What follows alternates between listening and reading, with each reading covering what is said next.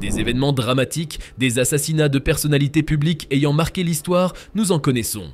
L'assassinat de l'archiduc François Ferdinand, considéré comme le point de bascule vers la Première Guerre mondiale. Mais ici, il s'agit de l'assassinat de celui qui aurait pu être l'actuel président de la Corée du Nord, Kim Jong-nam, le demi-frère de Kim Jong-un, le jeune général. Qui est Kim Jong-nam? Que s'est-il passé?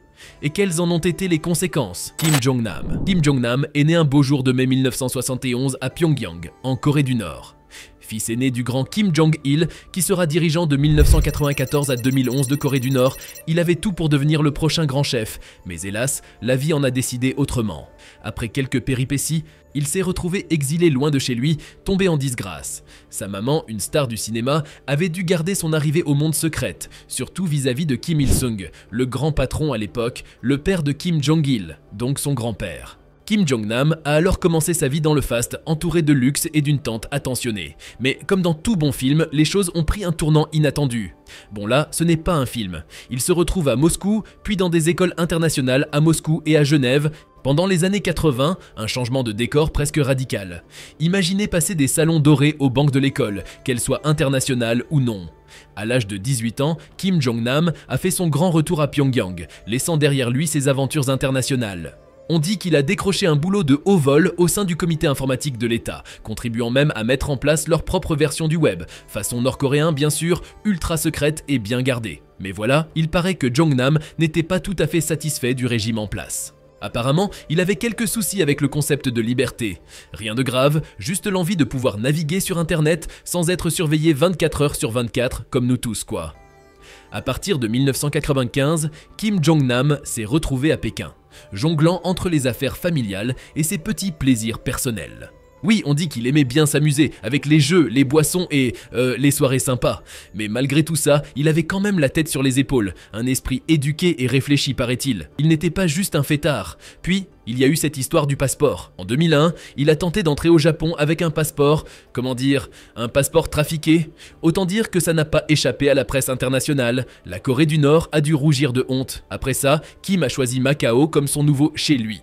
Il continue les voyages, mais apparemment pour des raisons professionnelles. Tout était censé être rose, mais non, nous sommes sur Terre, et sur Terre, tout n'est pas rose. Presque jamais. Après être tombé en disgrâce, son demi-frère est considéré comme fils légitime. Kim Jong-un est le fils désigné par Kim Jong-il pour lui succéder au trône. La Corée est en effet une monarchie dans laquelle l'héritier au trône est forcément un enfant de sexe mâle.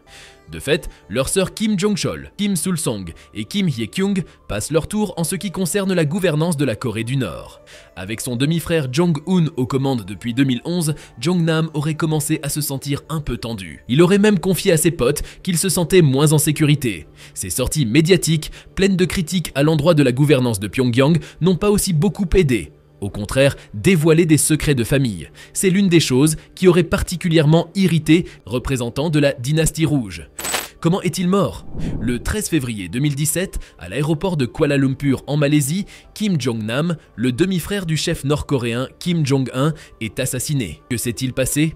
Le 6 février 2017, Kim Jong-nam arrive en Malaisie, se met au frais sur une île tropicale. Le 8 février, 2 jours après, il décide de faire un petit tour sur l'île de Langkawi pour profiter du soleil et des plages. Le 13 février, il décide de rentrer, à Macao bien sûr. Mais alors qu'il attend son vol vers Macao, à l'aéroport international de Kuala Lumpur, les choses prennent une tournure sinistre. Vers 9 h du matin, Jong-nam est abordé par 2 femmes, une vietnamienne et une indonésienne.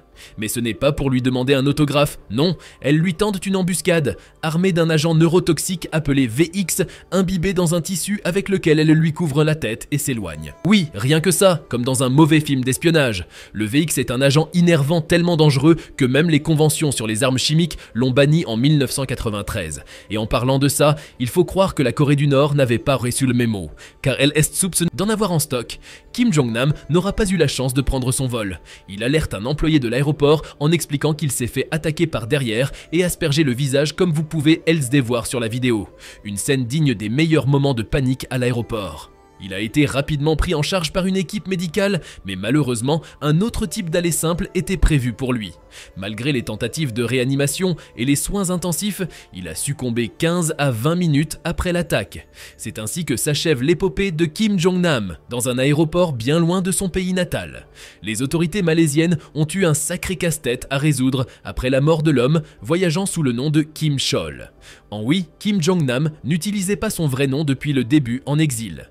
Kim Chol était son pseudonyme et, au départ, les autorités n'étaient pas certaines qu'il s'agissait de lui, ou plutôt qu'ils ne voulaient pas croire que c'était lui, un frère de Kim Jong-un, Rocketman. C'est grâce à son utilisation régulière de Facebook sous ce nom depuis 2010 et à ses habitudes de communication via des services de messagerie commerciale que les enquêteurs nord-coréens ont eu un coup de main pour le retrouver et suivre ses déplacements. Le sac à dos de Jong-nam contenait une sacrée somme d'argent, environ 100 000 $ en liquide, ainsi que 4 passeports nord-coréens, tous au nom de Kim Chol. Eh bien, très tôt, on pense que Kim Jong-nam a rencontré son destin sur ordre de Kim Jong-un.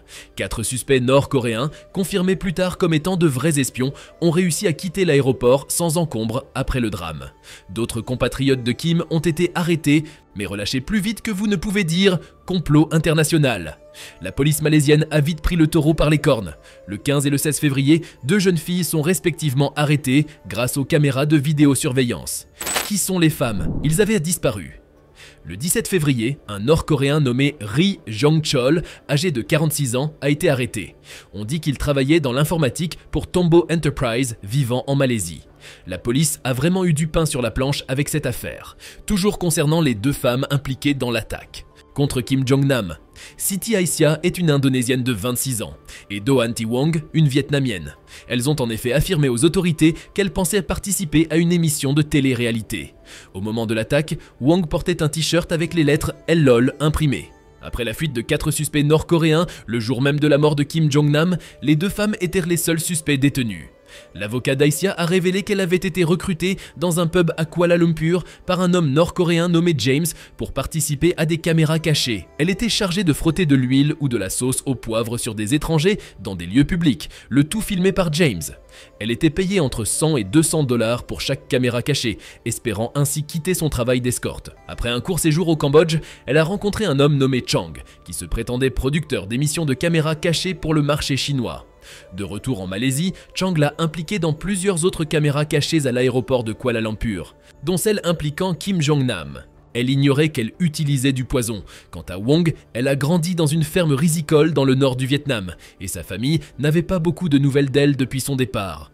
Les accusations de meurtre contre les 2 ont été abandonnées. Les autorités ont conclu qu'elles avaient été manipulées. Les réactions internationales. Les réactions à l'échelle internationale à la suite de l'assassinat de Kim Jong-nam ont été variées. En Corée du Sud, le porte-parole du Parti de la Liberté a qualifié l'assassinat d'exemple évident du règne de terreur orchestré par Kim Jong-un. Le gouvernement sud-coréen a fait un parallèle avec d'autres exécutions sous le régime de Kim Jong-un, soulignant la brutalité du régime. Aux États-Unis, la Corée du Nord a été réinscrite sur la liste des États soutenant le terrorisme en novembre 2017, l'assassinat étant cité comme l'une des raisons. Le département d'État américain a imposé des sanctions supplémentaires à la Corée du Nord en mars 2018, accusant le pays d'avoir utilisé le neurotoxique VX pour tuer Kim Jong-nam. De plus, des informations ont révélé que Kim Jong-nam aurait été une source de renseignements pour la CIA, ce qui a suscité des questions et des discussions aux États-Unis. Au Vietnam, des responsables nord-coréens ont présenté des excuses informelles pour avoir impliqué une femme vietnamienne dans l'assassinat, par suite des demandes d'excuses officielles du Vietnam. Enfin, le conseil exécutif de l'Organisation pour l'interdiction des armes chimiques s'est déclaré gravement préoccupé par l'utilisation d'armes chimiques dans cet incident, exigeant que les responsables soient tenus pour responsables de leurs actions. Voilà brièvement en quelques minutes comment tout ceci s'est passé et le pourquoi l'opinion publique pense aujourd'hui que la Corée du Nord a commandité l'assassinat de l'un des leurs à l'étranger. Nous sommes à la fin de cette vidéo, j'espère qu'elle vous a intéressé. Avant de quitter, j'aimerais t'inviter à laisser un jeune like et surtout à t'abonner à notre chaîne. Merci.